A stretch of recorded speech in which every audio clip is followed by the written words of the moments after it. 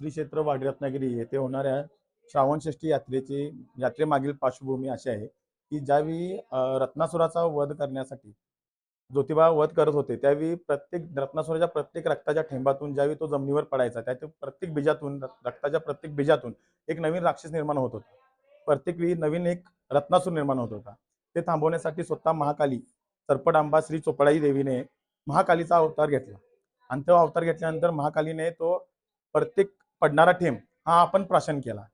तो प्राशन केला त्याच्यानंतर देवीने रत्नासुराचा वध झाला. वध झाल्यानंतर देवीला मूळ रूपात यायला त्रास होऊ लागला. देवीच्या अंगाचा दाह होऊ लागला. त्यासाठी स्वतः श्री केदारनाथ ज्योतिबा व इतर देवी देवतांनी प्रार्थना केली. तसेच इतर वनस्पती व थंड करणारे दुर्वा, तुळस अशा अनेक वनस्पतींनी देवीला अभिषेक करण्यात आला आणि त्याच्यानंतर देवीला मूळ रूपात येण्यासाठी मदत झाली व देवी मूळ रूपामध्ये परत प्रकट झाली. या झालेल्या प्रक्रियेला या मागची श्रावणषष्ठी मागची ही पार्श्वभूमी आहे.